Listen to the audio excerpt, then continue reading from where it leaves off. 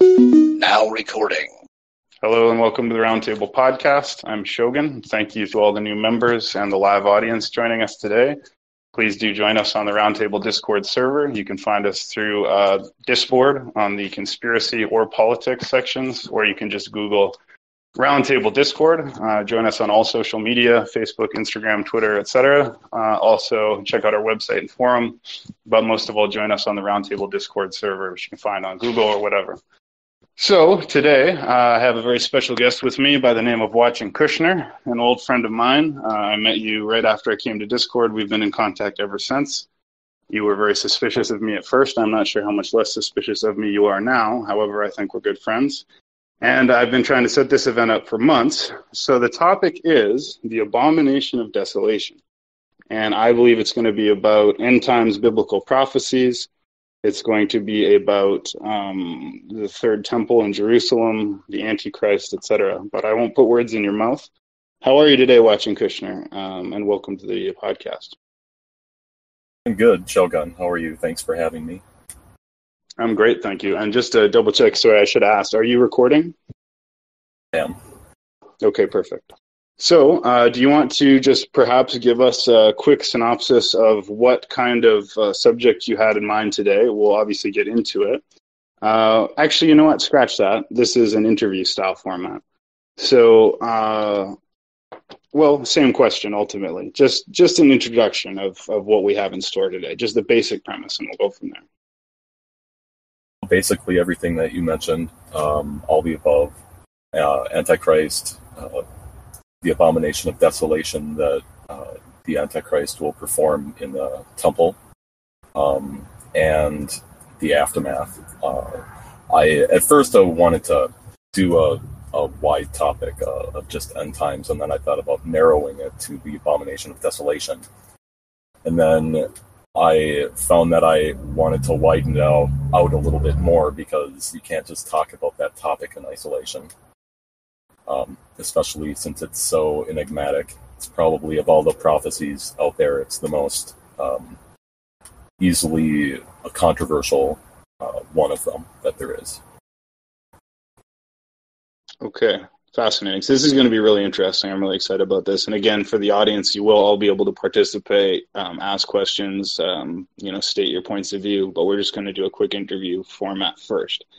So the first question I just have to ask is, when did you become fascinated with researching this kind of stuff? Because as long as I've known you, you've been interested in this. So where did that start? Have you always been into this? Like, were you raised very religious? How did you become on this sort of topic in this quest? I was raised Christian. I was a member of what is called the United Pentecostal Church. It's a holy roller sect. Speaking in tongues, very, very cultish, and very centered on Acts 2:38, speaking in tongues, and that one specific gift. But I strayed away from that. There was something lacking in the truth, in the theology that was given to me, and I had all kinds of things in my young life to explore. Sin, myself, figuring out who I am, all of that stuff. From a young age, I used to listen to shortwave radio and used to hear The Hour of the Time with Bill Cooper.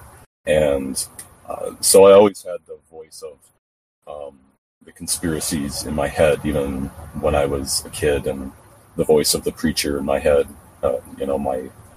during Sunday sermons talking about hellfire and brimstone and Bible prophecies and what's going to happen. And so, I mean, even though I walked away from God for pretty much my entire adult life up until like 2 years ago,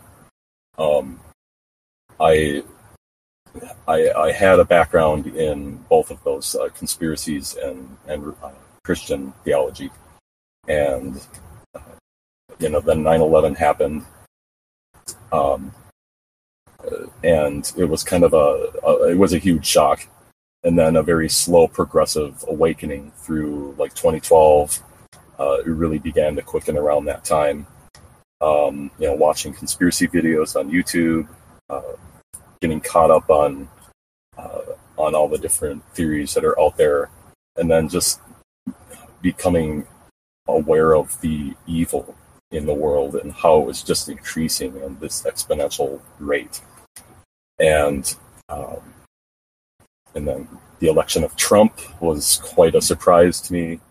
I wanted to believe at first that, he was really for the people, but it was just everything was too suspicious. I began to look into Jared Kushner as being, as I basically found out, Trump's handler, and he's basically, your messenger boy between Israel, the Sanhedrin, and the White House. And basically, he his purchase of 666, what was it? One of the buildings in New York City for $18 million. Yeah, Chris Flat Earther's posting it right now. Man with the info. It just there were things going on in my personal life that also propelled me into researching more feverishly than I ever had before, and really throwing away all my reservations about conspiracies and all of the things that I saw happening. And researching him led me to what I consider the top level of conspiracies, the quote-unquote the Jewish conspiracy, which I don't subscribe to. They're basically all Freemasons wearing different masks, and their most favorite mask is the Jewish mask, because they can co-opt that identity for two purposes. One, Amen. to go ahead. Okay. No, I said amen. I still didn't hear what you said. I'm sorry. Yeah, it's okay. And no interruptions until we open the mic for the audience, please. So thank you for that introduction. There's so much we're going to have to get into today, Watchin Kushner. So just to establish a basis, though, for anyone who might be unfamiliar with this, and I also want to say, if I start roboting or if I drop out, please just sort of continue without me or let me know I'm roboting, but hopefully that won't happen. That's just it. But anyways, that being said, for those who don't know, we're basically talking about biblical prophecy and the idea that the end times events are listed in the Bible, and that with biblical discernment, we could actually know kind of the shape of events to happen in the end times and then how they overlap with the real world. And for Bible-believing people and people who believe in revelations, they think that you can see the signs of the end times. So the events happening now perhaps foretelling the things like the coming of the Antichrist, the events of Revelations, the return of Jesus Christ, the end of the world, etc. Is that correct, more or less, Watchin Kushner? Definitely. All of that is primary. Right. So the question then is, do you believe we are now entering the end times process? And if so, what are some of the events that are happening now or will happen soon? And how do they overlap with the biblical prophecies? And just feel free to take this. Can you guys hear me? Or you think would be best? I can hear you, yeah, but we shouldn't be. Shogun? Yeah, we can hear you, but we shouldn't be hearing you. So go ahead, Watchin Kushner. Testing. Yeah, we are. Yeah, we are. Mute you. Sorry. Go ahead. We are definitely in what I would consider the end times period, and we have been for quite some time. But with the recognition of Jerusalem as the capital, that throws U.S. support toward what it would take to rebuild the temple in Jerusalem. And that's always something that was lacking in previous U.S. administrations was support for moving the capital. They also are supporting settlements of full annexation of the West Bank, which would establish the auspices of peace, which they are required to have in order to build a temple. there needs to be at least the appearance of peace. And they can accomplish that with Jerusalem being the capital now, and with space around it, a controlled space. They've already sacrificed a cow, a heifer, as he's posting information for the first time. So they, aren't even waiting for a temple to start sacrifices, which in and of itself is an affront to the sacrifice that Christ made for us on the cross, which is, the end-all, be-all. No more temples are needed, no sacrifices are needed of animals. So the Abomination of Desolation, it says, he will walk into the holy place. In Matthew 24, 15 through 22 is where it's talked about. And it speaks as though there are already going to be sacrifices in regular progression in the temple. So the temple needs to be rebuilt, and they have to have already started doing sacrifices. And he'll call an end to the sacrifices, and then he will set up the Abomination of Desolation in the Holy of Holies. And it says it'll be spread out among the people, onto the people. I'm paraphrasing, and I can list that, or maybe I should post the actual verse.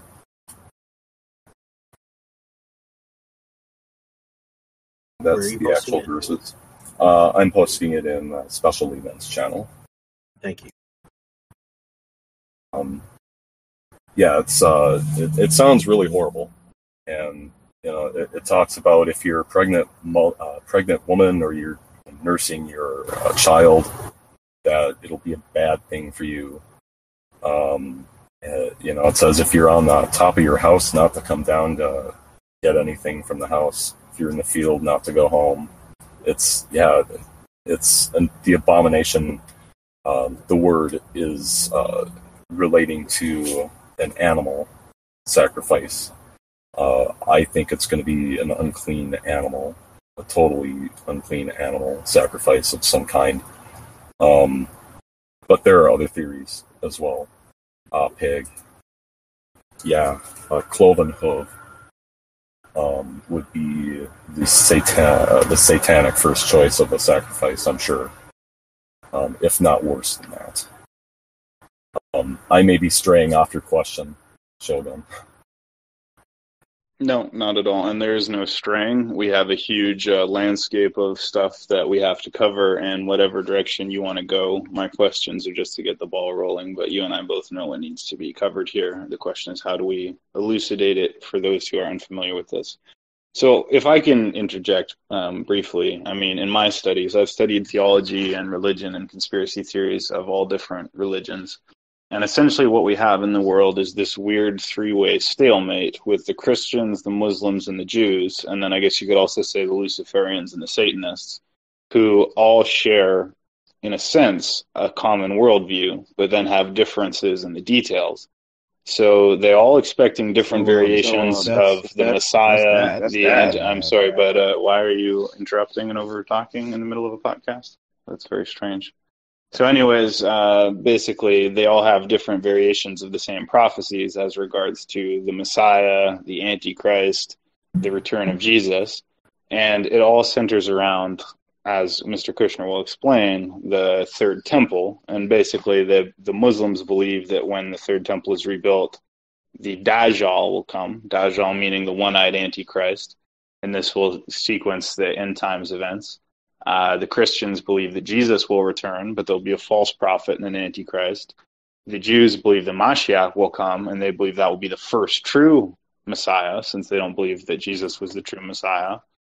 And the Satanists, who knows where they stand, but presumably behind the man of lawlessness or the Antichrist. So that being said, Kushner, back to you. Can you explain what is the third temple, and just anything you want to say about this end time sequence and how it is triggered, and the implications are. That was a good summary. My view is that the big three religions, by and large, are run by the same force. It's the Freemason umbrella. And I think the Antichrist will be a Freemason. We know that they're obsessed with secrets and they're obsessed with mysteries. We know that the Whore of Babylon has a name written on her head. It's Mystery Babylon the Great.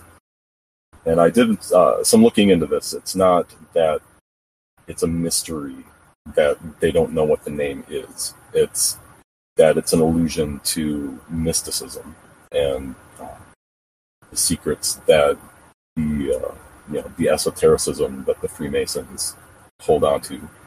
And their main driving force is the rebuilding of the temple in Jerusalem. That's their whole reason for being, to set up that place. If you think about it, what is a Mason? They're a builder. And they're obsessed with buildings, and most importantly, obsessed with the building of Solomon's temple.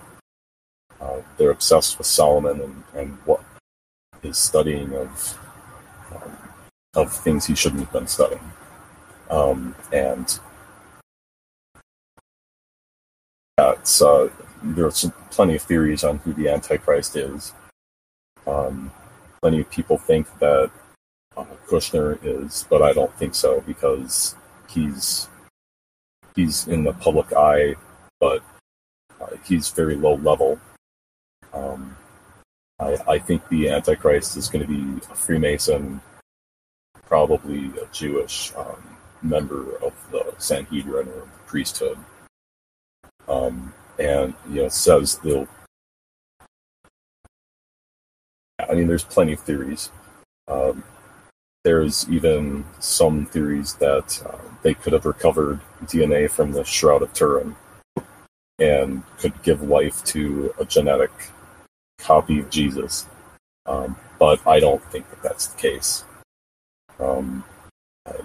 And as for the Abomination of Desolation itself, there's also theories that the Dome of the Rock is the Abomination of Desolation, but the Greek word that Jesus uses is a person standing, or setting someone else to stand someplace. It has nothing to do with building. And the Dome of the Rock is not a temple that Jesus or that God would recognize anyway, according to Christian theology. Okay, thank you, Kushner. That was awesome. So I think, why don't we now open it up for audience participation? Anyone who wants to ask questions or contribute anything, feel free to do so, and ask questions of Mr. Kushner, or tell us what you think or believe about end times, Book of Revelations, Dome of the Rock, etc. What do you think? Go ahead, Ansaf. Yes, Kushner, do you believe that Revelations is a script that was written to be prophesied, or it is a prophecy? Do you know what I mean by that? Like, it was written for the intent of fulfilling? I believe that it is a prophecy, but we know that they try to do things to make things happen. They try to invoke the prophecies by performing different acts on different astrological conjunctions, for example. And we know that there have been several antichrists in history, and Jesus even says that there will be more than one antichrist. So it's kind of a little bit of both.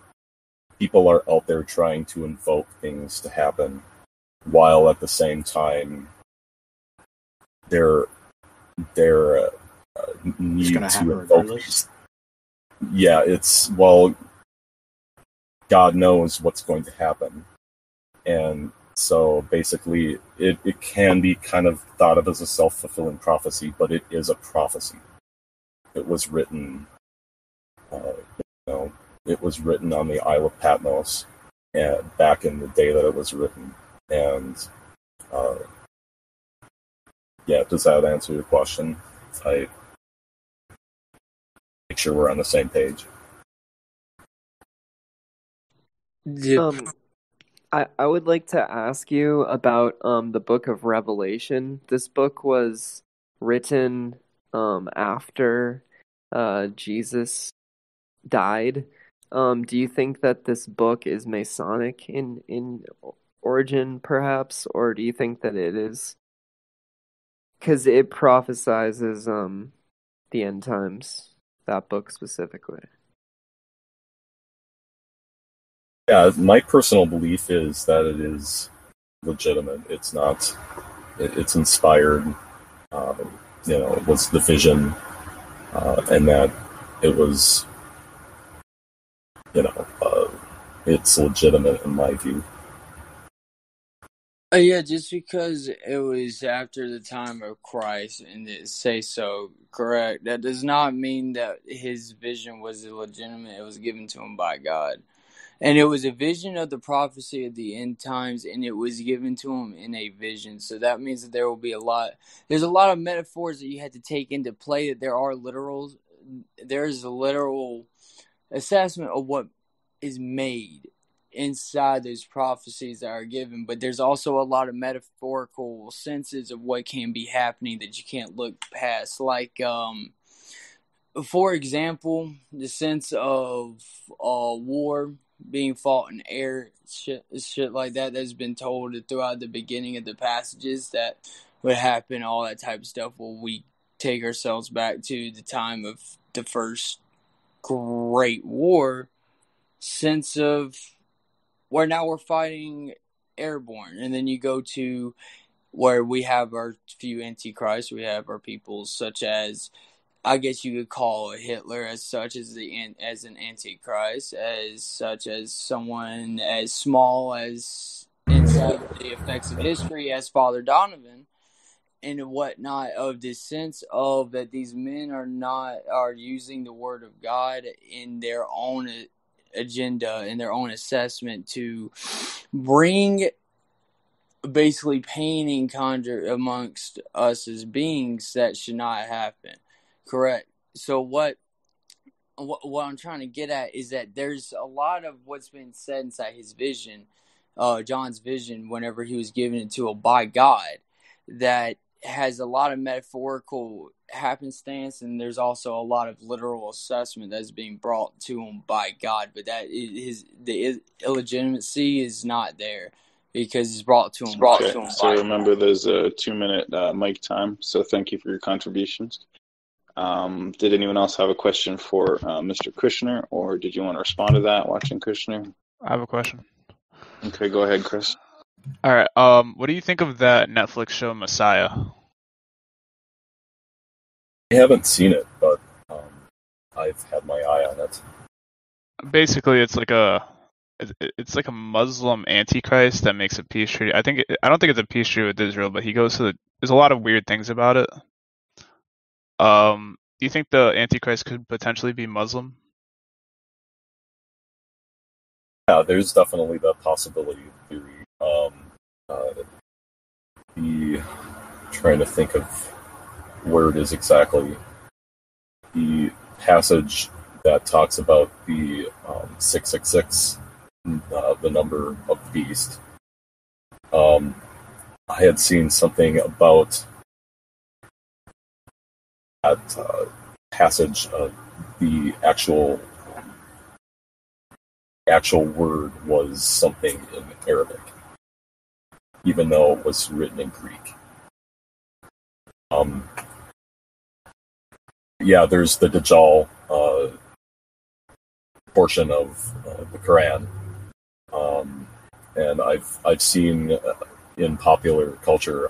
I don't know if you've seen the Star Trek Picard show, but one of the characters in that show is a synthetic AI-powered life form called Dajjal, something like Daj Aja or something like that, and it made me think of the Dajjal.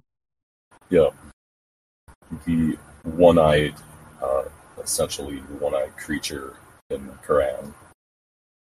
Oh, that's the name for my penis. All right, cool. Now may I interject? I've been trying to say something for like 5 minutes. Go Now ahead. this is the temple talk, right? I think We're we should talking about that. kick the troll, but go on. No, go ahead, Abundant. All right. So if this is the temple talk, we're either talking about the third temple built in Jerusalem, which might be the throne of the Antichrist, so says Revelations, or maybe the Bible is talking about the third temple being the human third pillar that, like it says. Yes. Wait, can I finish? Okay. I've been trying to speak for like 10 minutes, man. Just give me a chance. Like maybe our body is the third temple, and maybe our hearts are the third temple. Maybe our whatever we got is the third temple. Who says it has to be a literal reincarnation of the two temples that were already built and destroyed? Well, when it comes to AI and implantation into people, you got that covered as well in the theory of who the Antichrist might be and what the Abomination of Desolation might be. Yes, that is a theory. So would you agree that the D-Wave computer guy, I forget his name right now, would you agree that his speech on we're going to get, quantum computing to a point where etherical beings can come and host themselves in our modules and basically be physical while being etherical at the same time? You're talking Which neurocybernetic. basically is like a possessed computer, to put it in layman's terms. A sentient computer. Yes, a sentient computer, but that is not necessarily physical nor etherical, but combined. Like, I wouldn't even call it it's like transangelism or transdemon. I don't know, Chuck man. Missler called it transhumanism. Well, yeah, so that exists. I mean, if you've heard the story that I've told of these ETs putting neurocybernetic implants, the beast chip and all this crap, I mean, that's basically what it's going on, this AI. It doesn't control people, though. It just influences. There's another dimension to this as well. Well, we've already had that type of AI. Can we listen to Watchin Kushner a little? Go ahead. I just want to say one thing though is that No, he said give it to Watchin Kushner, and then you said go ahead. So then you would continue after that. So go ahead, Watchin Kushner. There's another dimension to this as well, that they've developed particle collider technology that can fit on the head of a pin or on a circuit board. It's very small. And if they put that into a Neuralink device and implant that into a person, the particle collider, that's essentially what CERN is, which opens portals that they've openly admitted to, that they send information through, and then answers to that information comes back. They send equations through and they get answers to those equations back. And they use a quantum computer to facilitate that communication. So they're communicating with entities in other dimensions through CERN. And, if they can pull those entities through with that technology, then if you imagine that in a Neuralink device, then anyone who gets implanted could become possessed. They just suppress your personality or your will. Of course, I mean, if you're taking... there is a... I'm sorry, I was going to reference to the Neuralink situation. So, like, there is the Neuralink technology, if you're aware. It says copper wires, it goes deep into the brain. That it's basically just reading evokes potentials, is what it's called. The light that you have in your brain when you think about something, all the neurons, it's mapping that. And we have, through fMRI, the ability of doing that, too. But these implants that these beings put in people are similar to that, what you're defining. But I've never heard that reference to CERN. I don't really think that. I mean, Okay, If I can find the let me take information another about the Kushner. collider, I'll... Yes, Kushner, go ahead. I was asked by a member of the server, which I shall not be named. He asked me to ask you about what do you think about Neuralink, and you just brought it up. Did he bring it up before you did, or was that just some weird shit? It's just some weird shit. Some God stuff, probably. There you go, that guy. That you know who it's not I'm synchronicity. To. Yeah. That's weird, man. That's weird. Oh man. So no, I have a legit question here. Considering there's many different versions of the Bible, and they've all been created and dated in different ways. Some coming out earlier than others. I noticed that what was it? It was in Psalms. God essentially promises to preserve His word, like Psalms 12:6-8, I believe it is. What Bible would you hold to for this end times prophecy as far as accuracy goes? Considering later versions have changed, subtle texts like the day of the Lord and the day of Christ. They've now lumped some of them into the day of the Lord. Like what Bible would you suggest would be the preserved word of God as far as prophecy goes? Is this a general question or to Kushner alone?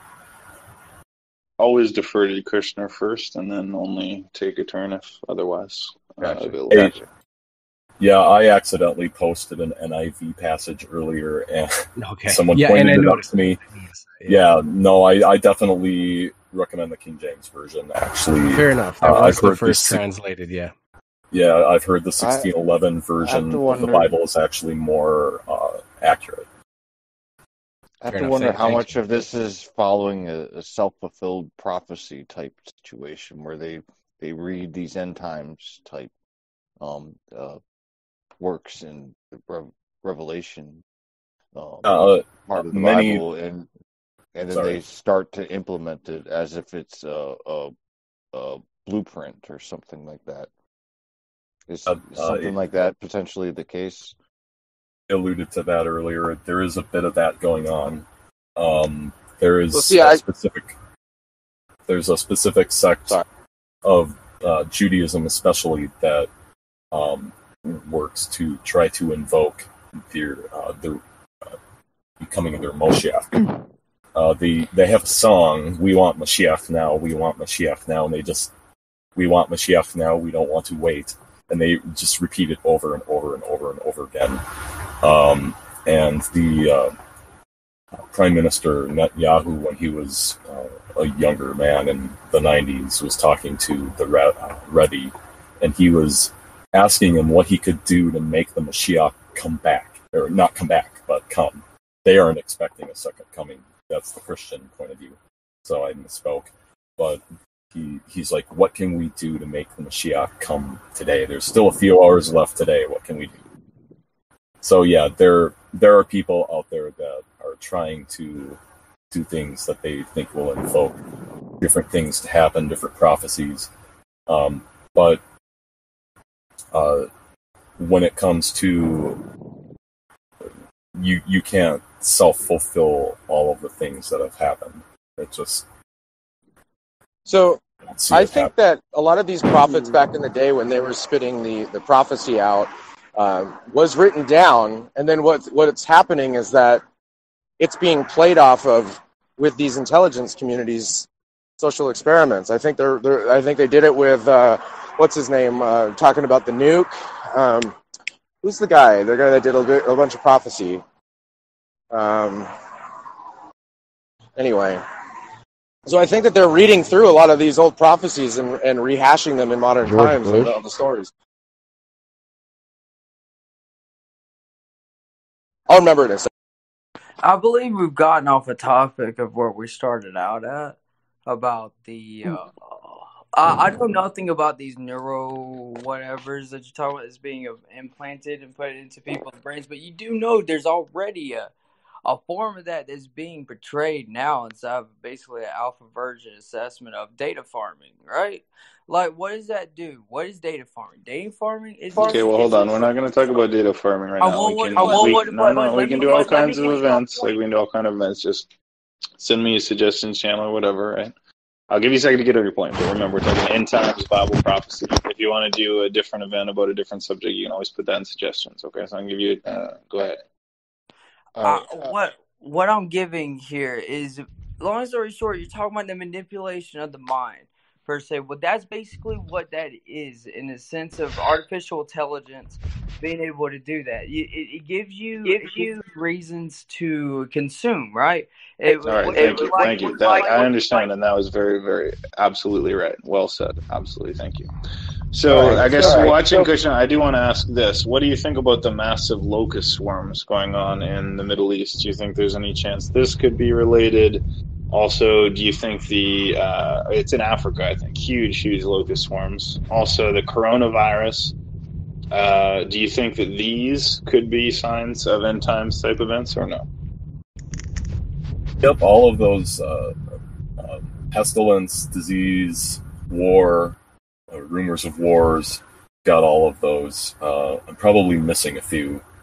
The seals and the vials that are opened in Revelation mentions what all of the different tribulation,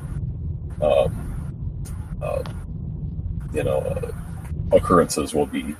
I'm looking for a specific article that I saw about Africa locust plague, worst infestation in decades. It says,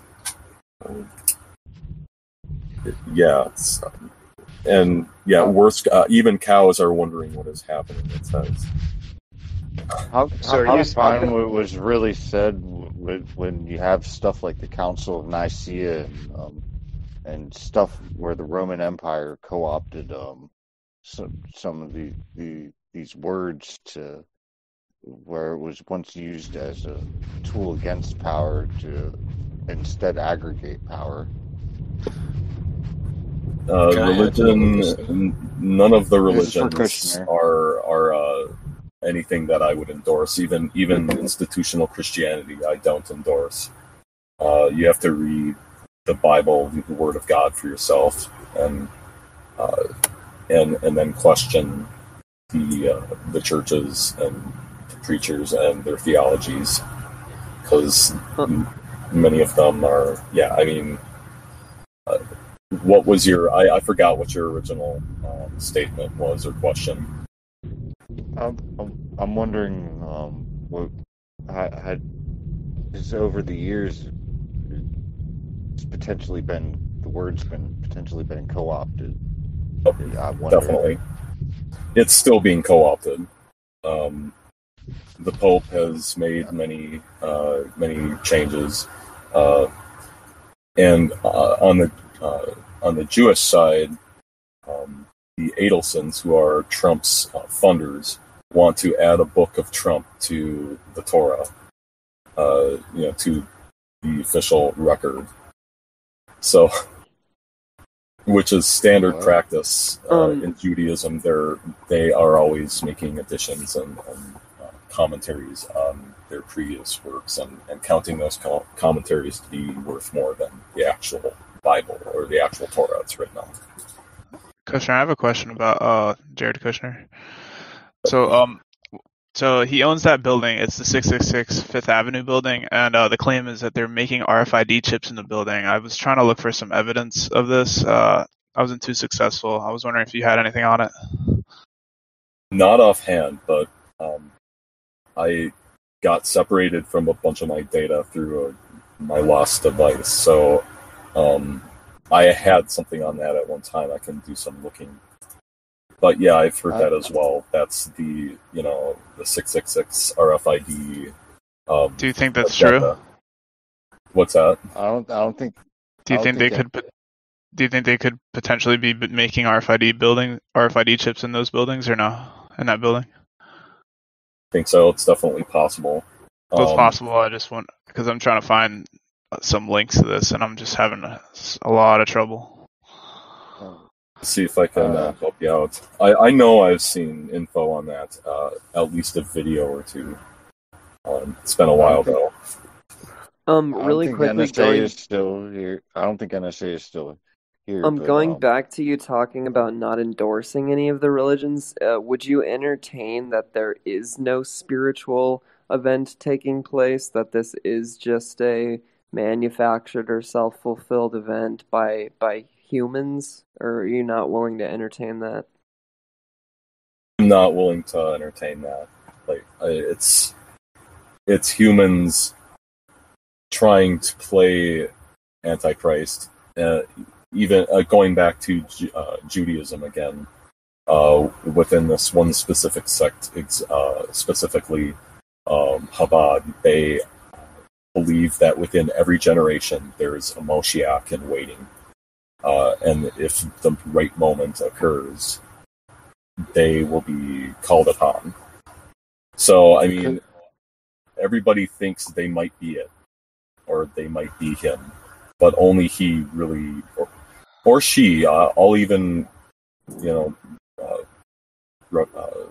entertain the possibility that the Antichrist could be a female, or maybe something different.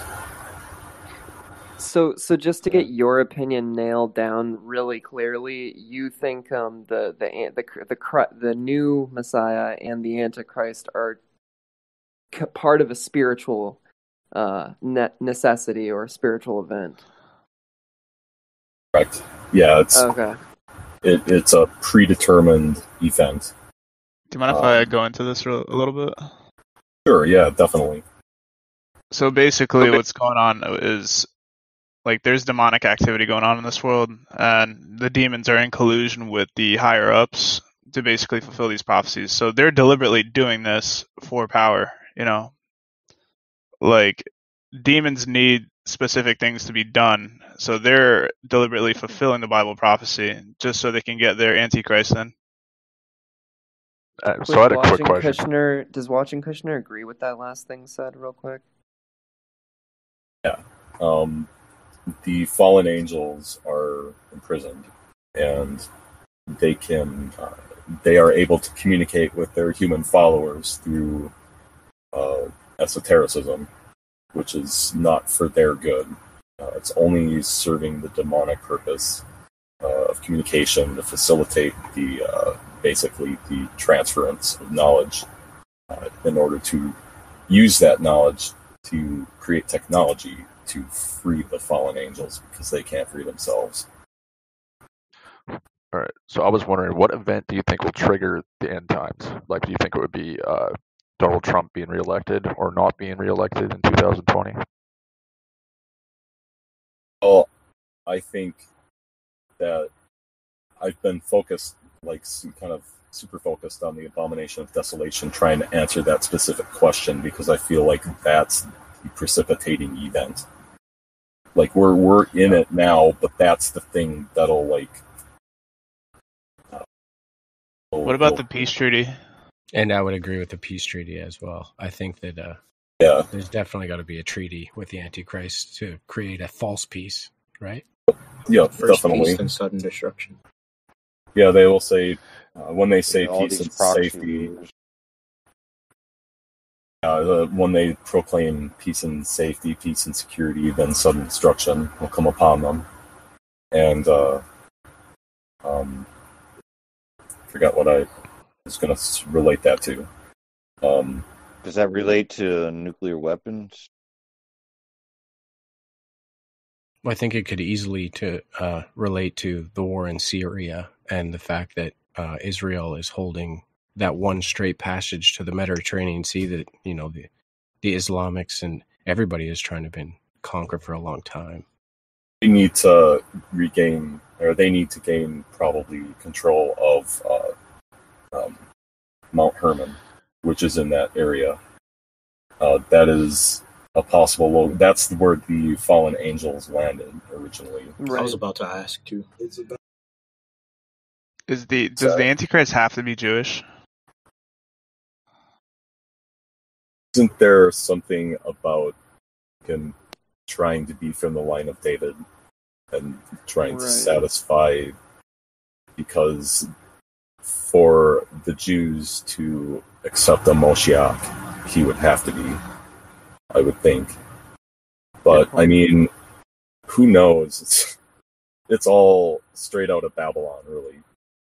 So, Kushner, would you maybe entertain the idea that it could be potentially a Muslim creating this peace, considering that these two cultures have had battles, since the beginning? Well, there is, I think, going to be strong. I just thought of something that I didn't think of earlier, that in order to establish the peace that they need for the third temple to be built, for a temple to be built, they've taken the Catholic Pope, the Muslim Imam, the Sunni Imam, and 12th Imam,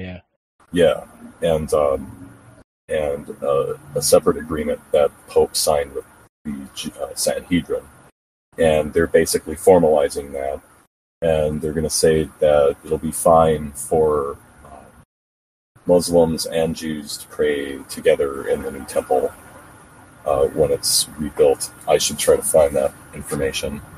Wow. So they're basically saying, we worship the same God as you, you're our brothers. And that's not something that that they would really want Christians to know, because they want Christians to hate Muslims. And the Jews want the Christians to feel that the Muslims are against them, so that they support the state of Israel, because it needs to become the Freemason capital of the world in order to create the global dictatorship. So that's why everything's feeding into Israel. And I think it's really interesting. Maybe I'll just touch on that quick. The Muslims, the Quran, they're known for beheading people. Is that kind of ironic? Yeah. The Freemasons have a degree called the 21st degree, the Noahite, Patriarch Noahite. And they're the ones that I've heard are going to be charged with basically beheading the Christians. And I saw something that ISIS is actually not terrorists, they're Freemasons, and they're beheading people. Wait, where did you see that? I would love to know where you. I'm looking for. I just found something on Kushner and 666 RFID chip. Let me see if I can find that. There's evidence that the CIA has been shipping in stimulants to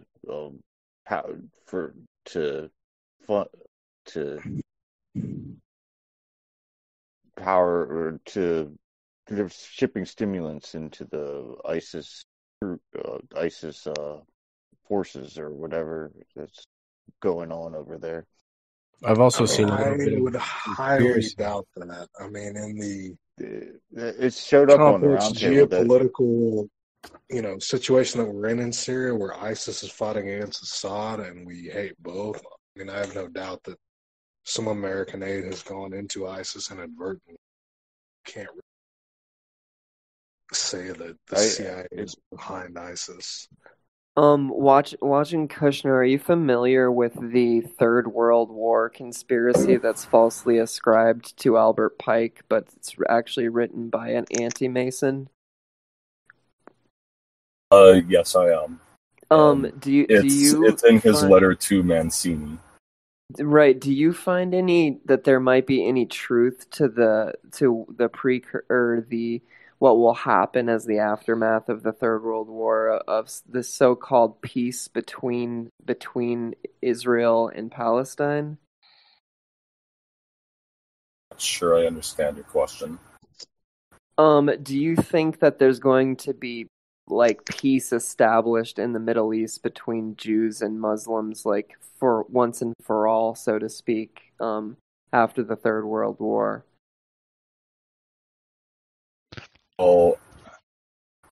Well, hold on. What about the Greater Israel Project? Because Israel's supposed to expand after the Third World War. I would argue that World War III has been ongoing as a PSYOPs war. In what way? It's been leading up to it, yeah. I think a peace is going to be established first, because we've been in a state of war for so long that the only thing missing is actual open warfare and nuclear warfare, which would be World War III. So I think a peace will be established first, and then that peace will be suddenly broken. And I think I don't know, I just feel like the Abomination of Desolation, whatever that exactly is, like I'm still going to look into this and research it further. I think that'll be a precipitating event that'll unleash, the final battle. Does the Abomination of Desolation happen in between the tribulation 3.5 years? Yeah, as I understand it, it's a 7-year period, 7-year tribulation period. I need to look into all that more, though. But there will be peace declared, and then 3.5 years into it, there will be. So, do you think? So, what's your time frame? When do you think the trumpets happen then? In the Bible, it says they happen after the seals are broken. Yeah, but does he think the trumpets happen before the 3.5 years or afterward? Well, if you look at the way the Bible's laid out, essentially, it's not until So Jesus said he would come after the sixth seal was broken, when the sun and the moon go dark, which I think is interesting because it's mentioned by 3 witnesses: Matthew, Mark, and Luke. So essentially, the rapture would happen after the sixth seal is broken, when the sun and the moon go dark in Revelation. I'm still hoping we can climb the Kardashev scale, but I don't like the idea that we could potentially be heading towards nuclear type situation. One button gets pressed, and the world, all the things we've been working on, do you think the news could be fake? Spacefaring level civilization.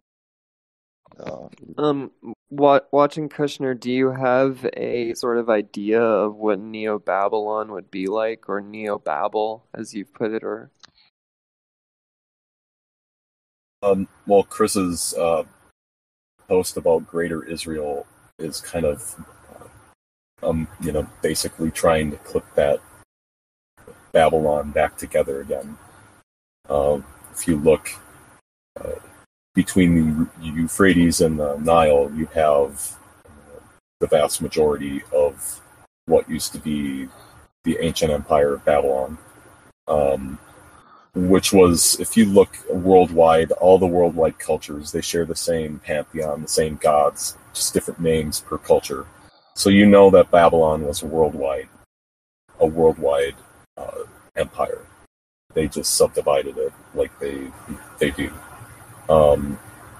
So the Greater Israel, all these wars in Syria and Iraq, that is supposedly from a terrorist group. That's all us, all helping Mossad, Israel, which is basically the Antichrist power. I'm speaking rather bluntly. And it's basically kind of emerging around us. They're just not putting these lines on maps, but it's there. I forgot. Someone asked me for some information before, and I was going to look for that, but I forgot what they asked for. I don't want to throw a monkey wrench into this at all, but would you ever consider that the Jewish Messiah could be a good Messiah? No, not in my point of view. Because are you Christian? I don't call myself Christian, but I am a follower of Jesus Christ's teachings. I try to not label myself as a Christian. Whoa. Because amen to that. Non-denominational. Well, that's the definition of Christian. It is. Well, even if you call yourself non-denominational, you are a denomination, right? And we aren't supposed to be divided in the body of Christ. We're supposed to be together on it. So I can appreciate what you just said, Kushner. Yeah, there's not supposed to be any divisions. The divisions came through false doctrines, through the influence of esotericism and Gnosticism. Basically, the hands of the fallen ones trying to corrupt the truth and trying to bring people into an esoteric understanding of how things are, because that's what they want. They want you worshiping sacred geometry and looking for God and in the hexagrams, in microcellular structures, and they want you focusing on that stuff and the big cosmic God with no relation to you, when they're trying to remove the divinity of Jesus, and like he's the whole point.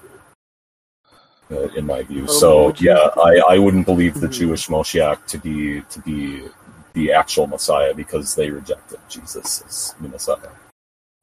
Would you say that Christianity has a slight dualist tint to it, if you will, because Jesus needs an antithesis, or he needs an antagonist in order for peace to be restored on Earth? That in a way there's a dualist narrative. I guess to make the question more simple, do you think that this dualist narrative repeats, or is this the last time and then it's everlasting peace?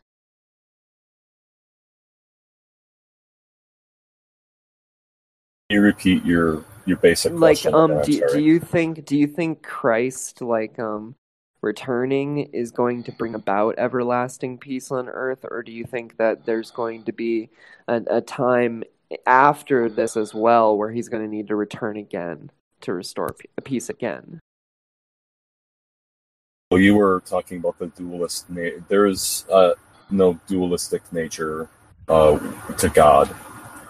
Not to God. I was asking about Christ and Antichrist. Is that not dualist? Well, it's alluding to a need for duality within God, which is primarily Gnostic or esoteric view of God. The Freemasons believe in Lucifer and Adonai, and they believe that they're both God. Lucifer is the light bringer. They say they call him that, even though his actual name is Halo. And Adonai, they say, is the Old Testament God, the God of evil and rules and whatnot.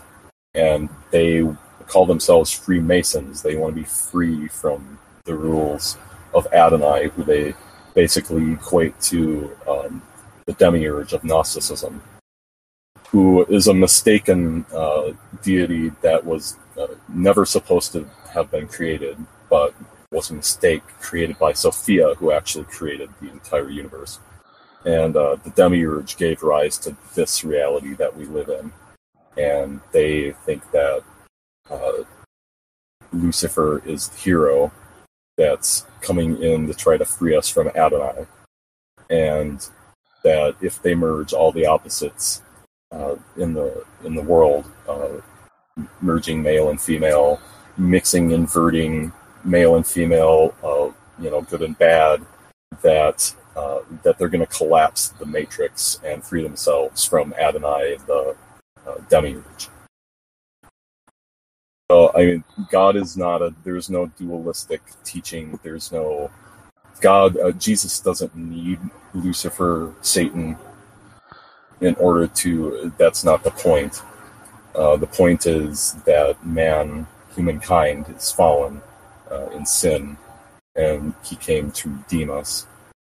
And the powers of the fallen angels and Satan are working against that.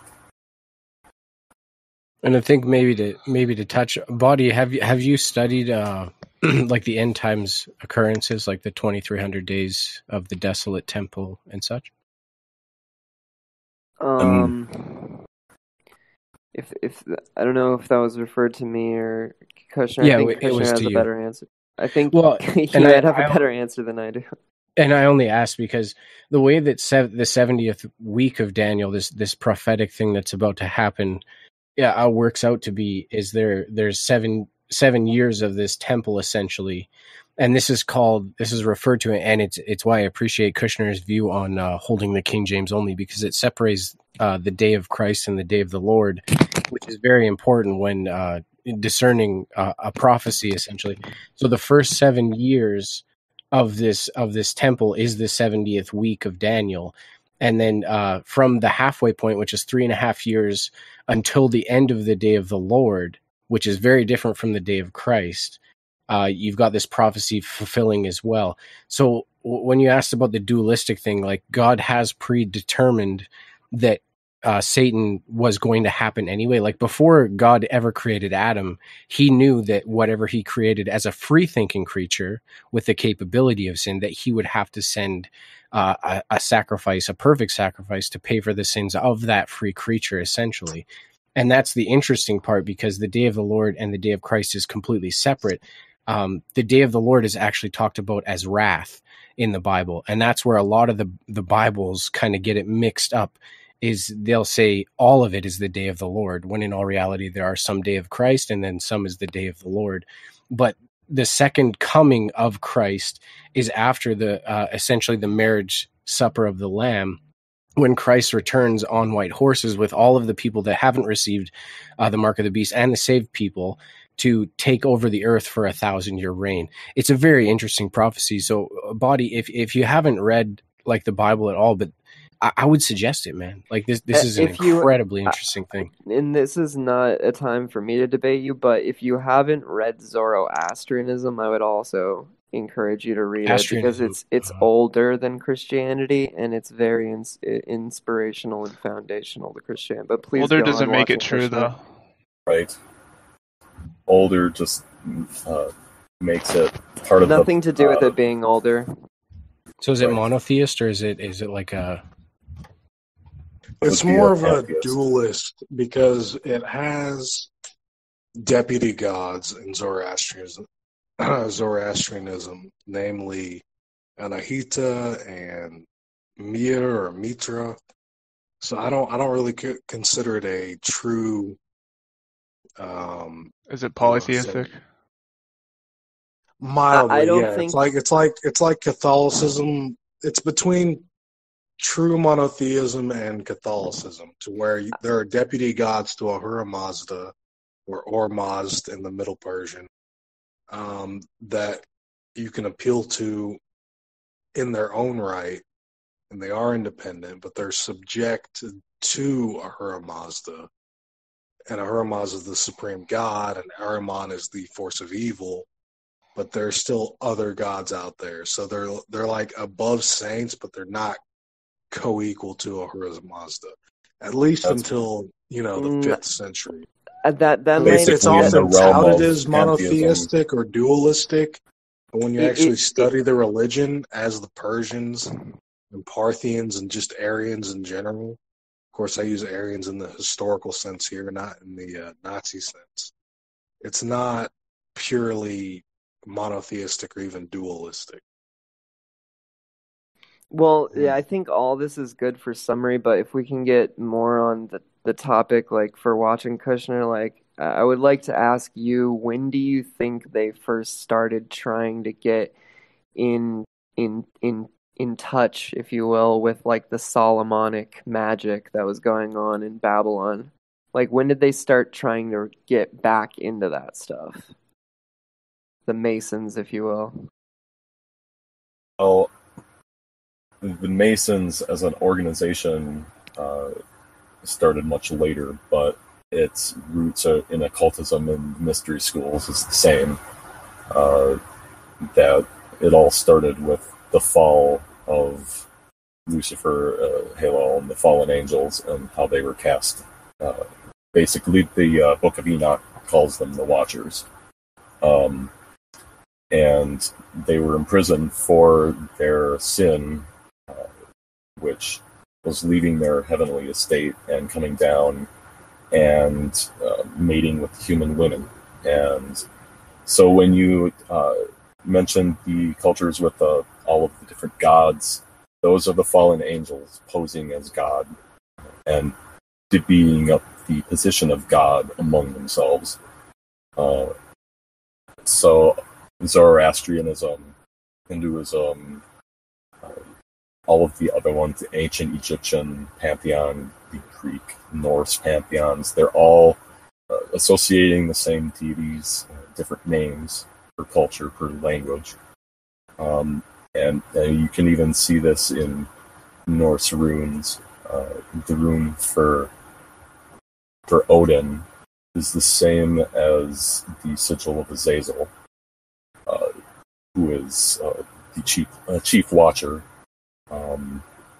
So, I mean, they've spread themselves throughout all the cultures of the world to weave together this universal religion that I alluded to earlier, with Jews, Christians, Muslims, and they're obviously, once they bring those three together, bringing the other religions together with them is going to be easy. Hinduism, Buddhism, they're all nature worshipping centered religions, defining God in any number of nebulous ways that don't include Jesus, and that'll be the center of one of the centers of the abomination will be the persecution of the Christians. I believe it'll be the declaration of total all-out war against those who refuse to recant faith in Christ, which the Catholic Church is moving very close to doing. Let's talk about Greta Thunberg a little bit. She's the Swedish patriarch. The Catholic Church of Sweden has declared that Jesus said that she is his successor to at least the Swedish Catholics. The Catholic Church in Sweden, though, is like meaningless because that was one of the first Protestant nations. I mean, then why is she held up by the Pope and by all of the Agenda 21 proponents? Well, I'm not going to get into that because I'm a Protestant with strong feelings on the Catholic hierarchy, but all I'm going to interject is that the Catholic Church of a mostly Protestant nation, in fact, a mostly Lutheran nation, is not very impressive to me.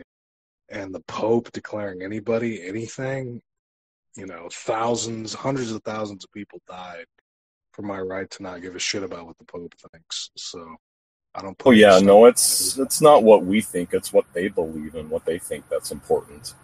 And he also held a ceremony to the Pachamama, the South American goddess worship. What Evo Morales believed in, just heathenistic nonsense. That's Pachamama. That's what partially facilitated the eruption of the civil war as well. The right wingers took over and said, "No more Pachamama for us," and rightfully so. But they're working within the dialectic. Religiously, it was I agree, but politically, they totally. It was a coup, 100%. I just wanted to point out a little bit of irony here. The voluntary RFID chip, like people that are just getting this implanted in their skin in Sweden, is out of proportion compared to anywhere else. Ironic? Maybe. I don't know. Can you go more into Greta Thunberg? Because I don't know.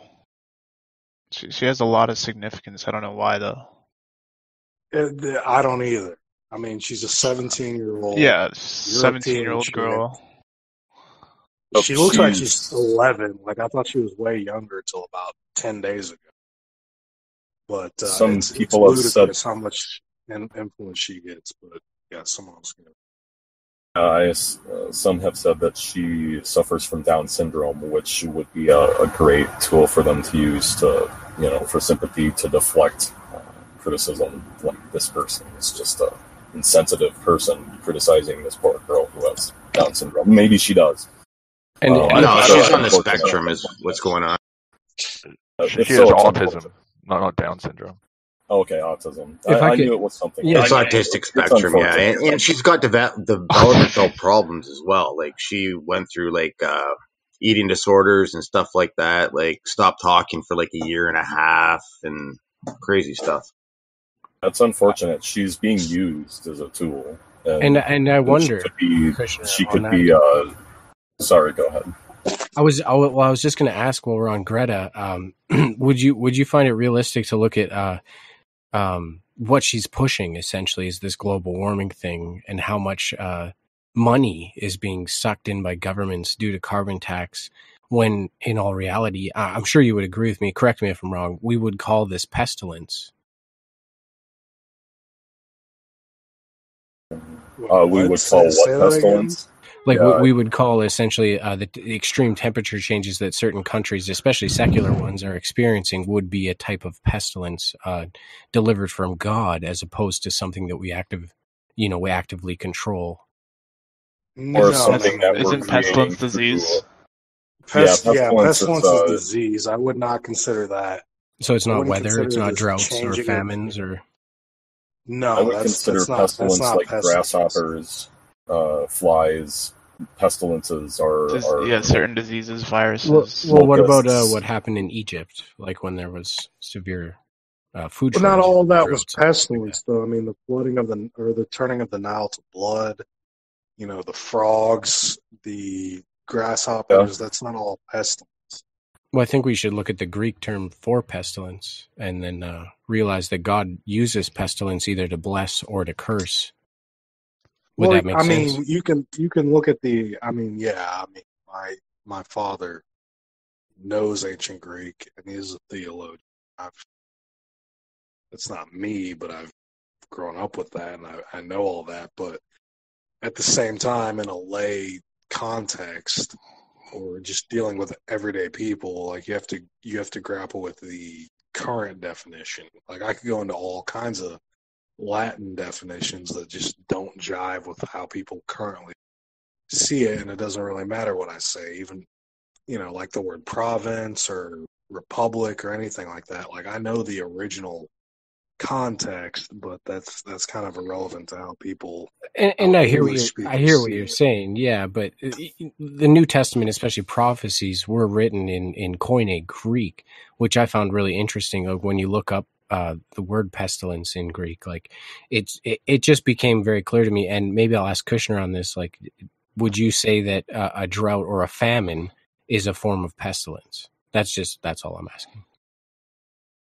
Yeah, I think you could probably stretch it and say that blood, it'd be a stretch. Red water or a famine or severe weather that could be considered a pestilence, but I think it's probably considered something else.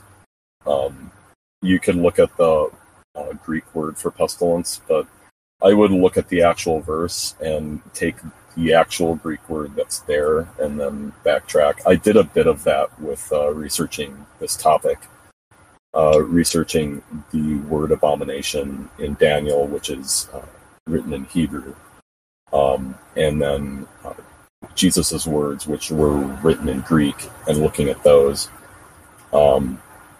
So yeah, I would take a specific verse and then look at the etymology of each word. Yeah, essentially that's why you found the Abomination of Desolation was a person, like it's someone standing in the temple. Yeah, if I can pull up information that I had. I didn't actually go into this is really interesting, yeah. Yeah, like, well, it's super interesting, but it's consuming, yeah. Yeah, it's like I don't know how interested people are in picking words apart, but Well, it's something that I find interesting, especially, we do have the King James, first translated from Hebrew and Greek, 56 different people fighting over every single word, which made it, the best translation into English that we can have. But a lot of the time there are some Greek words, especially, that have a little bit extra, as opposed to our English speaking language. So I find it completely interesting, but it is very consuming. It's time consuming as well. And unless, we're going to college for this, it's a little bit more difficult than one would assume. And the genealogy. I would agree with And the genealogy of, I think it was Noah. They had if you took the Hebrew meaning of each name, it would spell out a message. It was like mortal man is appointed death, but God is. Chuck Missler did a better thing of that, but it had a full hidden message based on the Hebrew When does it die? But one. I think so. Yeah. Interesting. Sounds interesting. I never heard that before. Yeah, Chuck Missler had a whole video. Like he was just talking about like one of that, just one hidden message in the genealogy. Because usually people skip over genealogies. Like they just say, okay, this is just this person's family. Like who is who. But yeah, Edward, if you can find that, Edward, you should maybe send it, post it up here in special events, or even send it to Kushner, because I do find that actually really interesting as well. That sounds cool. Watchin Kushner, did you answer if there would be everlasting peace after Jesus, or that if Jesus would have to return again? I don't know if you. There is in Revelation. I can't remember exactly what it is or what it says or where it is, but it does say that after, I think it's 1,000 years or something like that, that the forces of evil, Satan, will be loosed again. And I kind of wondered if that was a possible redemption possibility. Like, let's stick everybody away for 1,000 years in hell. And then after they've maybe learned their lesson, maybe we can give them another chance. Says God. Says Jesus. And it's interesting that you're saying that, because that is essentially the day of the Lord. It's the 1,000 years that God pours out his wrath on the people that are, unbelievers or abominations, essentially. And then I believe it is, what is it? Haggai, Zechariah, and Revelation all speak of this battle of Armageddon that happens at the end of that 1,000 years, where Satan would be essentially cast into the pit. And that's when the white throne judgment, or, the eternity, heaven and hell, the lake of fire, would come about. So that's now you said Satan's sentence is only going to be 1,000 years long once we put him in there? No. His sentence won't be. The day of the Lord is everybody on earth that disbelieves will have the wrath of God poured out on them. And then Satan will be cast into a pit, I believe, but then he'll be loosed for the battle of Armageddon. I would have to look into it, but I know Haggai, Zechariah, and Revelation all speak of that. And then after he's taken out of the pit, he gets thrown into the lake of fire, because the lake of fire isn't a thing yet.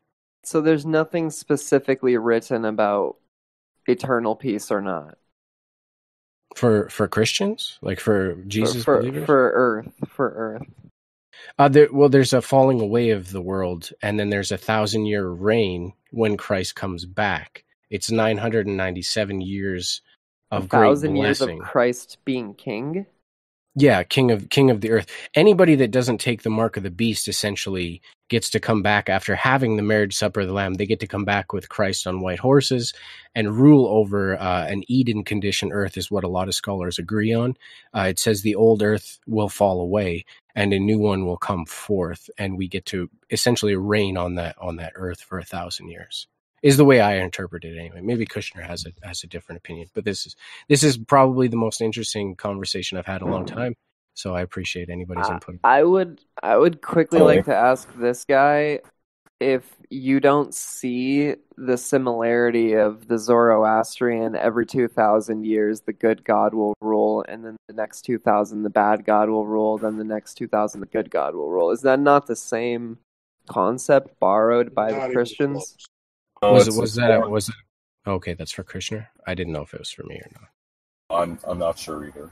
That was for Watchin Kushner and the other guy, but hopefully Watchin Kushner would have an answer. The fallen angels setting themselves up to take the place of God are imitating the narrative. They're imitating it and twisting it. And basically, that's what astrology is. They've taken the Mazzaroth, which is the original story signed, attributed to Christ, and they've attributed it to all the different the 12 main ones of the fallen angels, and that's their name, or their game, is they're trying to imitate God. So all these cultures throughout the world where they built megalithic structures and whatnot, and they hid the secrets of the symbolism found in nature, and they hid it in their inscriptions. They're taking the place of God. And so when you see these similarities, it's the other way around. They're imitating God. They're imitating the story of Christ and trying to pervert it.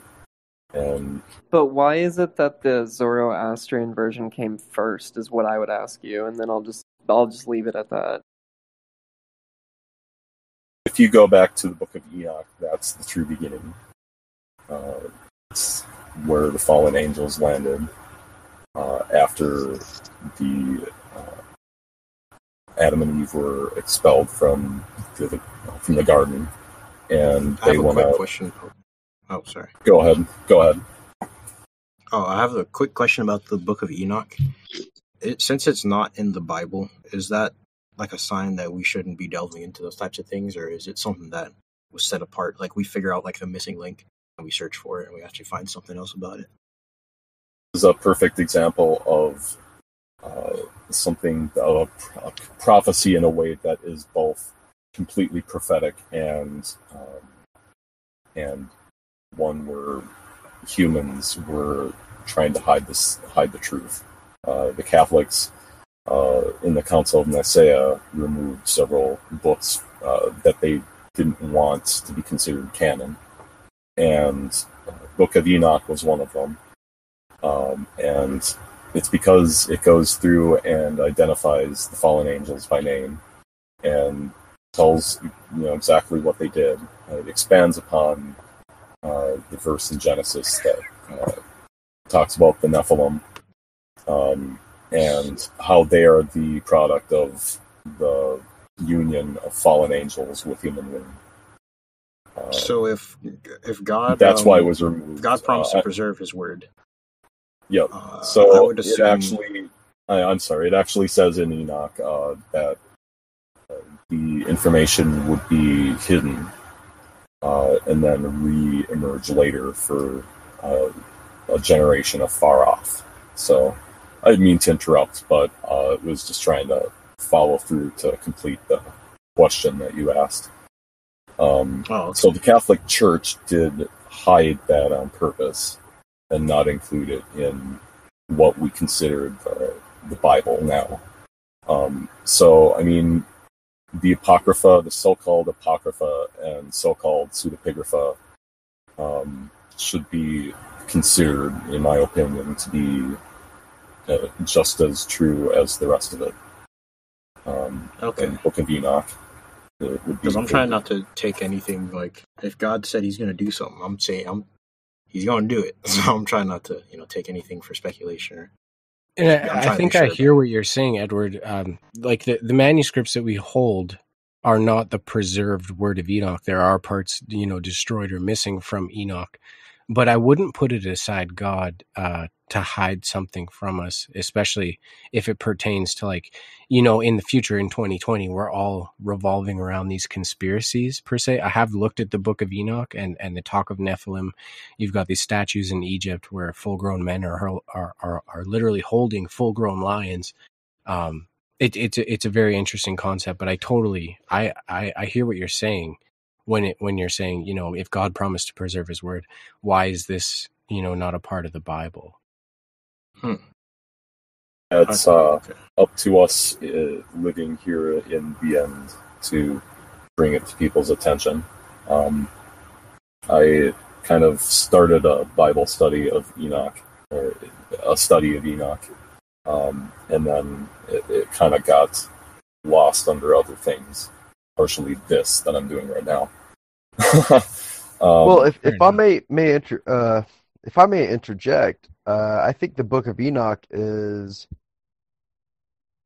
it's important. Yes, we can find out who made what and what fallen did what to humanity and whatnot and this and that, and like in Genesis, like the fallen came and they mated with the females and they, had offspring, which was the Nephilim. But the book of Enoch goes even further, right? But does that lead us to Christ? The answer is yes and no.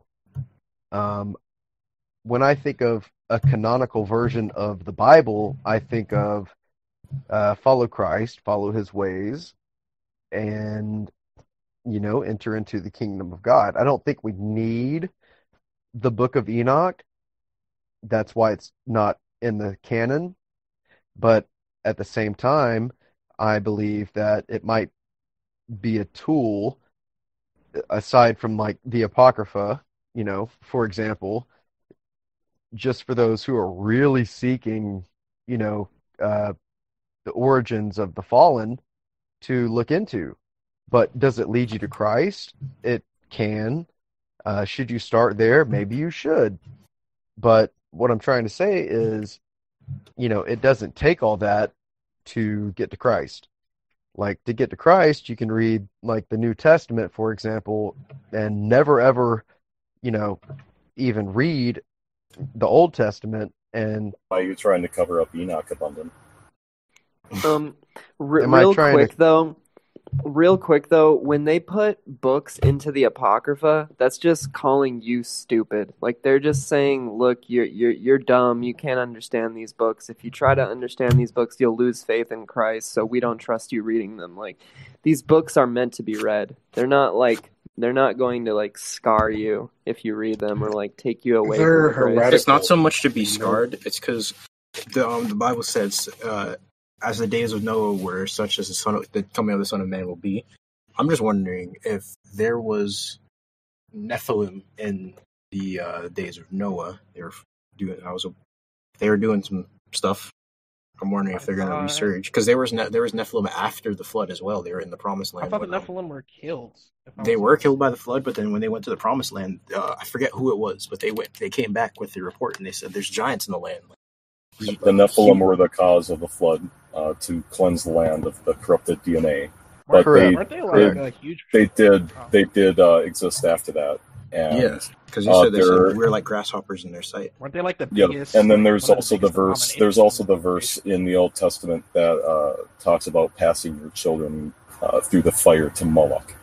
So I mean, there was that's basically another way to get your to bring them into the world again I feel like through the spiritual esoteric means.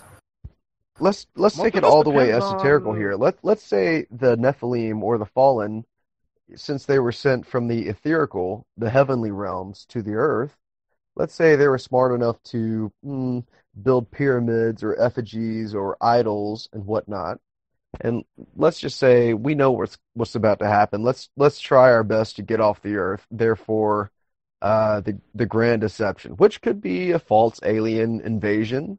Who's to say that they, all the planetary worship and all this and that didn't come from the Nephilim? Well, there's Nephilim and giants on the earth today, I believe. But who's to say that the fallen? Who's to say that the fallen themselves were not manifested in the physical on earth? Just like in the book of Job, Satan was able to travel to the earth, back to heaven, to challenge God and to test Job, right? But wasn't that allowed specifically? Like, didn't he allow him to do that? God actually, yes, God allowed it. Right, but he doesn't allow him to come on a planet anymore, right? I'm pretty sure that was a whole thing. Like, no, when Jesus come back to Earth. No, if that was the case, Jesus himself, and in the Old Testament, it would not powers have called principalities of the air do rule this planet. That's what I was the principalities of the air. They do rule this planet, but they do it through invocations and communications through ritual. Because they're disembodied, right? But Lucifer himself is called the god of this world, right? But he can't.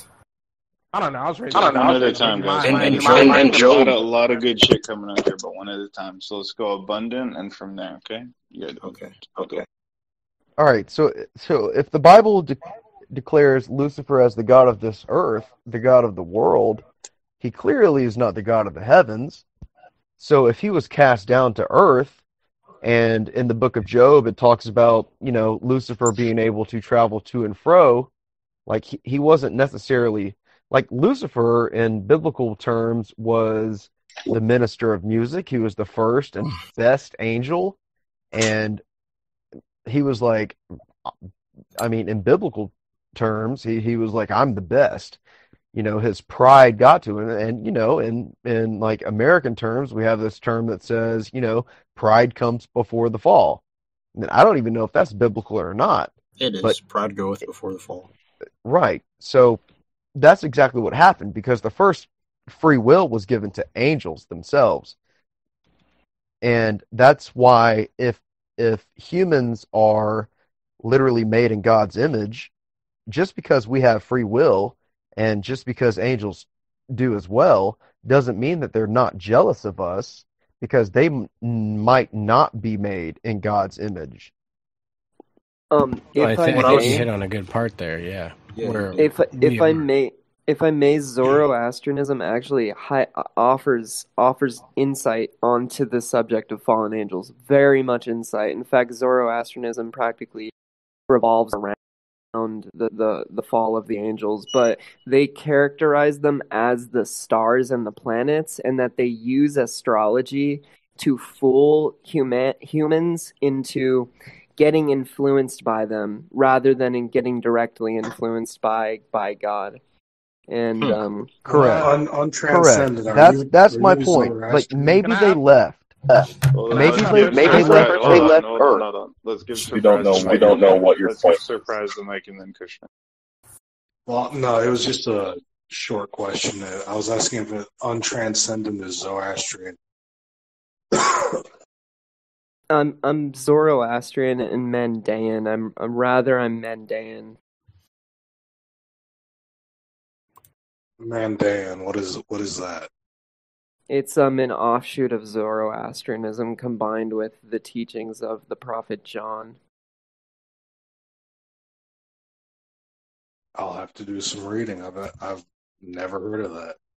Fair enough. So before we go to Edward, because I think Edward had a question too, but I thought we were going down the list.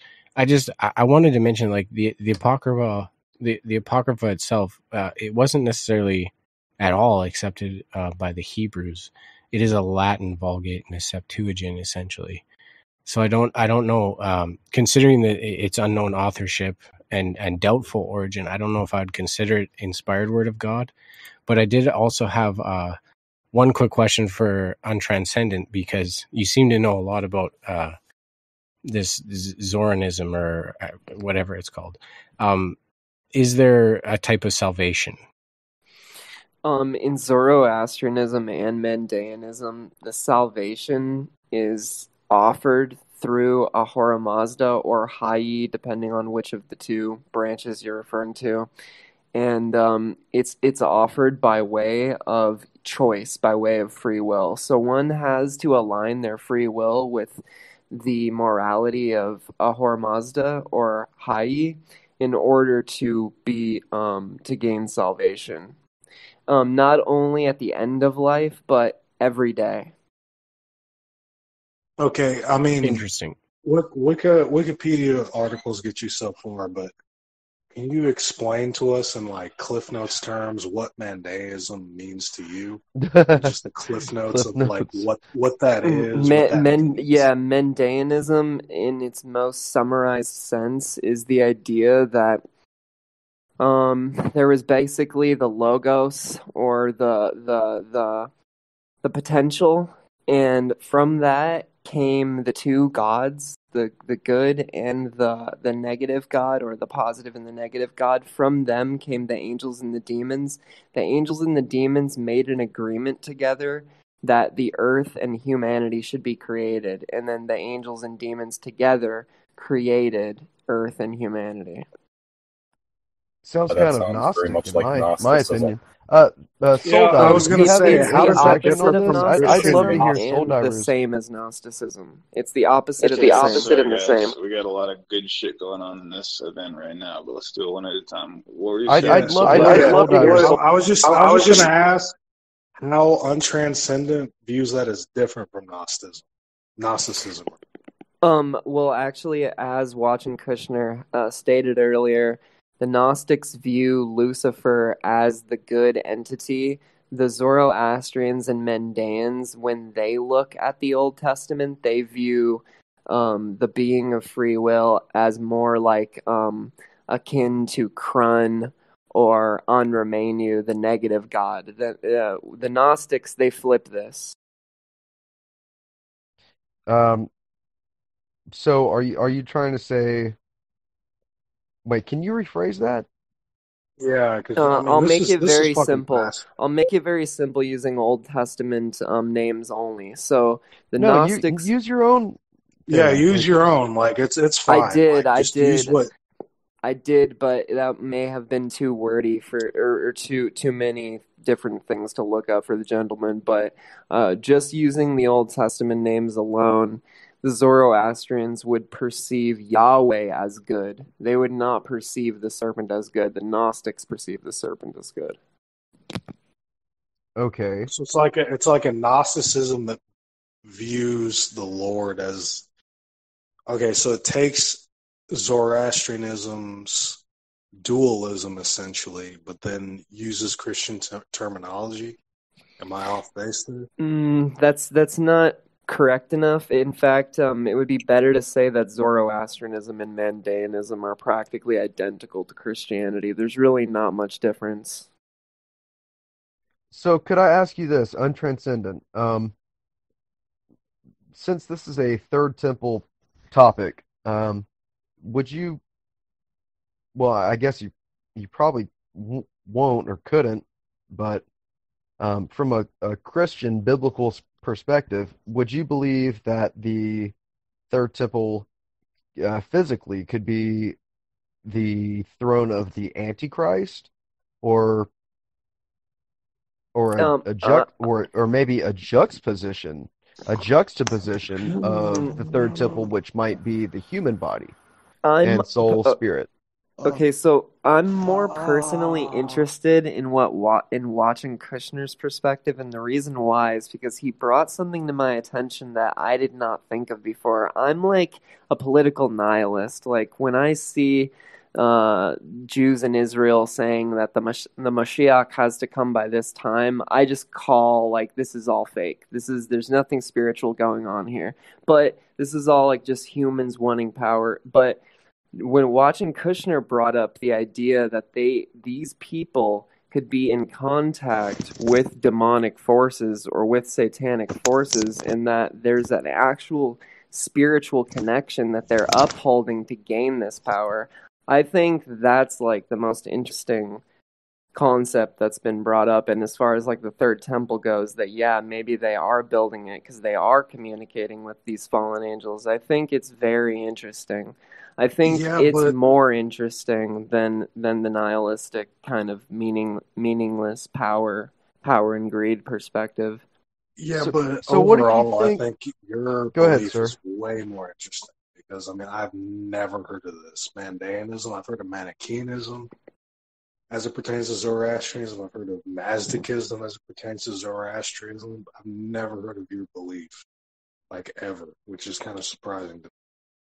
Gnostic Zoroastrianism. That's a new one for me as well. Yeah, like it's just like my mind is blown. Like you're not gonna probably convert me from good old fashioned Catholicism, but it is fascinating nonetheless.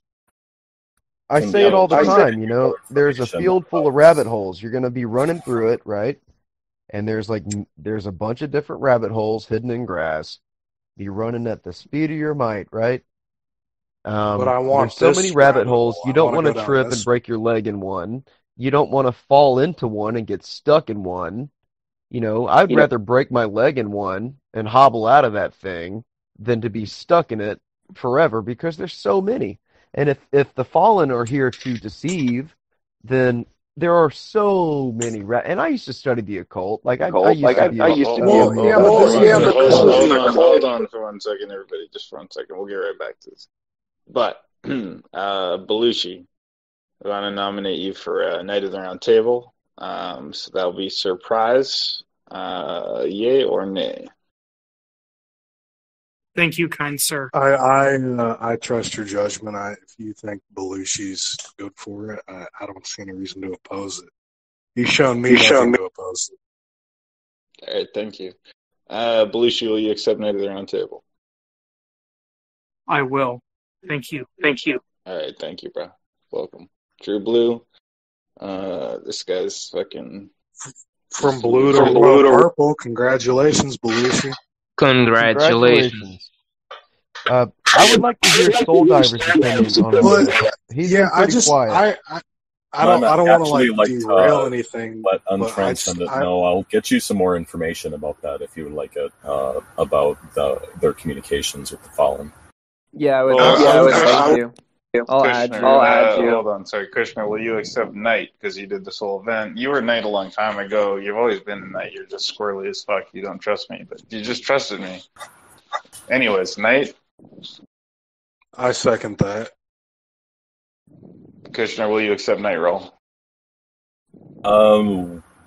Will I be asked to? Because so unbiased.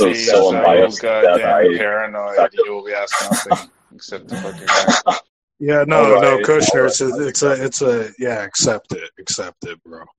If I knew as much as Kushner, I'd act the same way. Literally no obligation, no responsibility, nothing. We're not asking you to sell your soul to Zionist Israel or anything of the sort. You've got nothing to lose, man. Might as well say I got your back on this. Like, we seem like we're both in the relatively same stream theologically, so. Well, I guess I was speaking more on the terms of modding in the server. But yeah, I don't think it'll be a problem.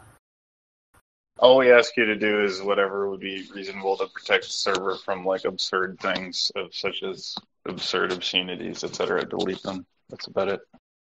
Like unruly guests, basically. That's it. If it's something you wouldn't want to see, just delete it. That's it. Oh, I've been doing it already, as you said, so may as well make it official. All right, well, thank you very much. And you should do more events. I know you said this will be the only event you ever do, but you didn't think you were going to do this one. I pinned you down after months, and it was a great event. So, we'll do more. And yes, it's all very good. Very, very good. Thank you. I had a blast. Look forward to maybe doing some more. It just depends. I never know what's going to go on in my life.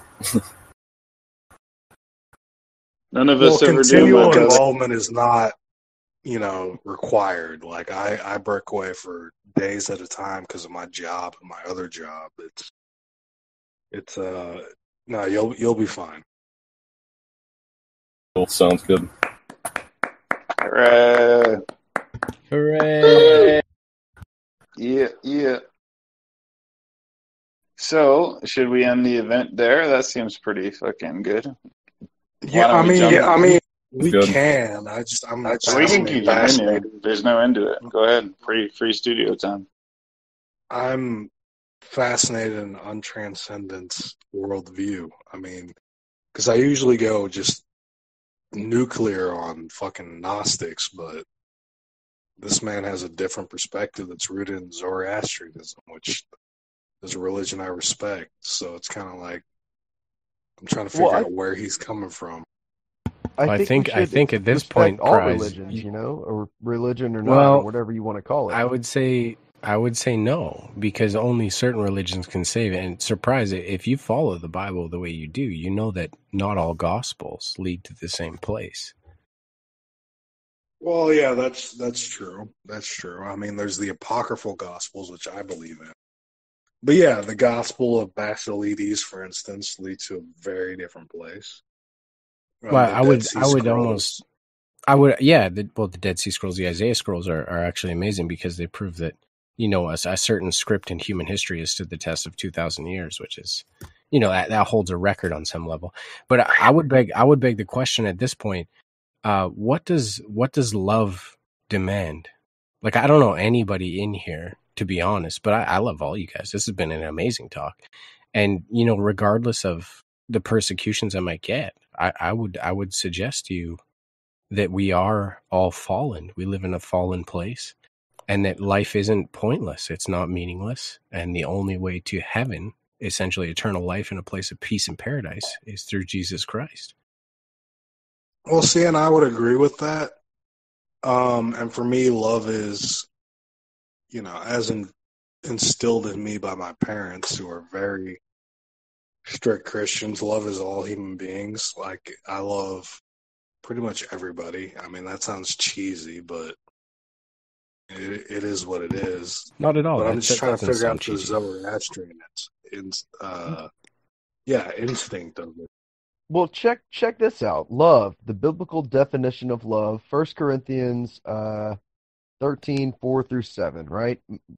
I'm pretty sure most of you guys know this. Love is patient. Love is kind. It does not envy. It does not boast. It is not proud. It does not dishonor others. It is not self-seeking. It is not easily angered. It keeps no record of wrong. It does not delight in evil. It rejoices with the truth, quote unquote, not in quote unquote, but in parentheses, parentheses,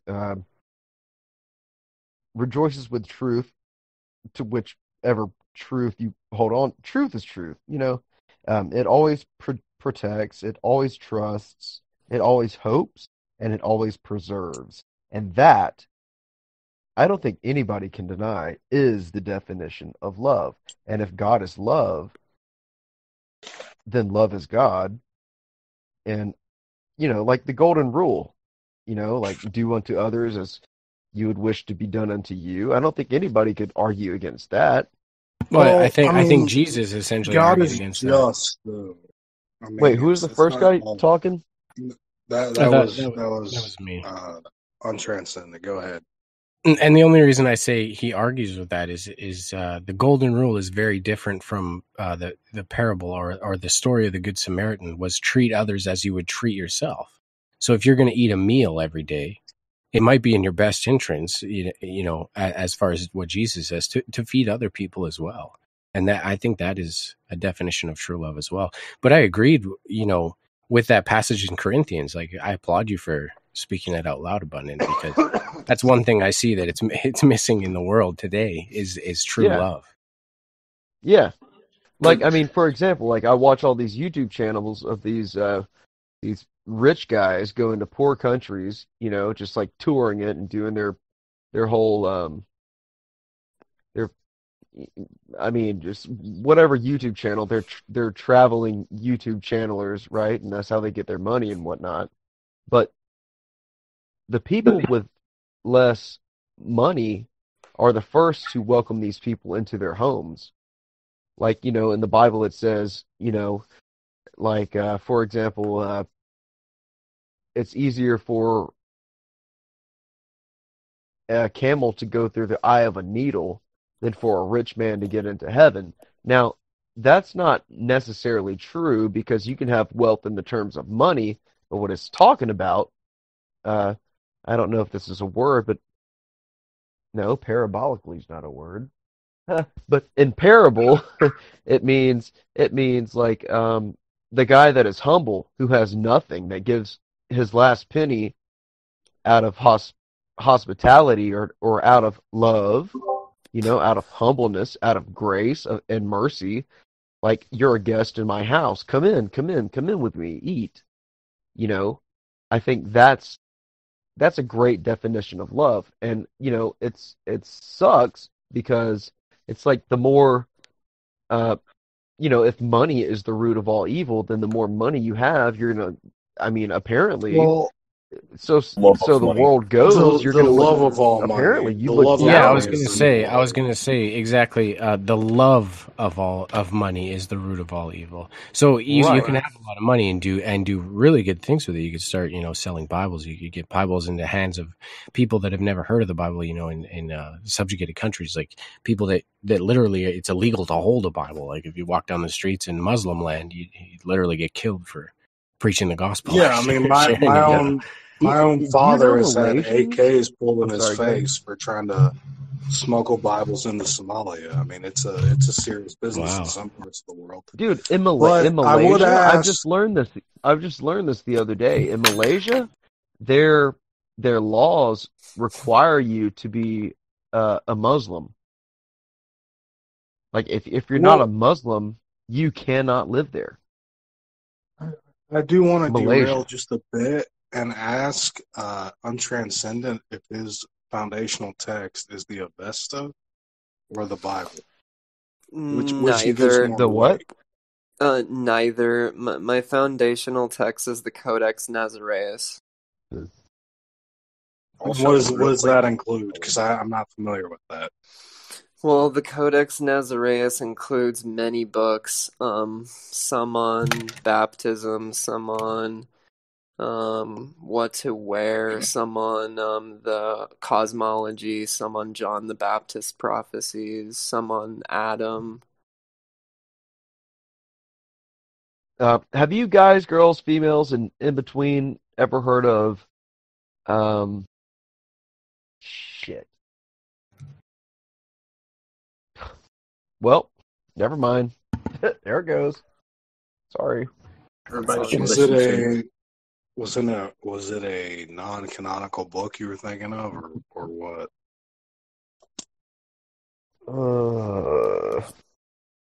I don't know, man. It was on the tip. It's just gone. You know how it happens. Yeah, I do. Unfortunately, with smoke. I might I've think got of a- it in a minute. I'm not sure. I got to dip out for the night, but seriously, guys, I appreciate this conversation. Thank you so much, Watchin Kushner, for coming on, man. That was really cool of you, and I appreciate everything you said as far as biblical prophecy and the Third Temple goes. This has been the talk of my year thus far, so I hope we have more in the future. Hey, Yeah, before you go, can I ask you can I ask personally a question? Who me? Yeah. Sure. What do you think about? Okay, biblically speaking, it talks about a physical third temple with the Antichrist sitting on the throne, right? Quote unquote. And then again, it talks about in parables, the third temple could be the body. You know, like the body is the temple, right? You said that had to go. Yeah, So, I do have to go. So thank you for joining us for this conversation where we do a recorded podcast every day at 8, but we're here all the time. So please join us again. I really enjoyed talking to you, Dorgan, and we will continue the conversation. You have a good night, sir. Take care. Thanks man. very much. Yeah, Abundant. Good If talk, you want to good talk to me, we can DM for sure. Yeah, just send me a friend request, DM me real quick, and we'll get back to that. Sounds good, dude. You're already my friend from another server. You didn't. Oh, well, just like send All me right, a love you DM, guys. so I see you, dude. All right, man. Peace, bro. Cool. That is the best dude, honestly. Good chat, guys. For I real. sure wish Soul would have chimed in a little bit. Soul Diver. Oh my God, that would have got, because Catholics and Gnostics are the only things I like to trigger. He's not either, dude. I Well, promise. Soul Diver. he's a pretty strong Gnostic. I like Soul Oh, he's Diver, though, not. so probably Not a not. Gnostic. Not a Soul Gnostic. Diver is an esoteric Christian. He is not. I'm gonna wait. That's for what Soul Diver what to speak for Nicene and himself, but he is not an Chalcedonian esoteric Christians like Christian, and me. he is not a Gnostic either. Yeah, but Soul Diver Gnostic is is a black magician. Gnostic is what not a black mainstream magician. Christians like me call esoteric. It's a broad term for people. Oh, Like He no, he rejects doesn't. but, you know. Soul, is, and please, he's man, wants open up me that to- mic, man. It's your turn. Well, he's not going to talk, man. I don't know. Who knows why he's got kids to take care of or whatever it is. He can't get on the mic right now. Probably So He's got kids. because he's it happens sometimes. You're still recording, eh, Kushner? I stopped recording when you said that you were, so I haven't been this whole time. Oh, all right. Well, just please send me a recording of whatever you did record, okay? Will do. Thank you. And thank you for doing the event. And if we're no longer recording, then we should jump down to the regular roundtable chat, please, because we're no longer doing a special event. That would be great. And then we'll just go back to normal conversation. If we can stop recording for a second, how can I get the recording sent to me? Well, it's going to be uploaded on the server, and then you just download it. It'll be on YouTube, and it'll be on the RT recorded channel with all the other ones. So you just download it to your computer, watch it on YouTube, download it as an MP3, whatever. But go to our roundtable, and we will talk. Gentlemen. Sweet. No more bullshit. I've got too many direct messages. Oh my god.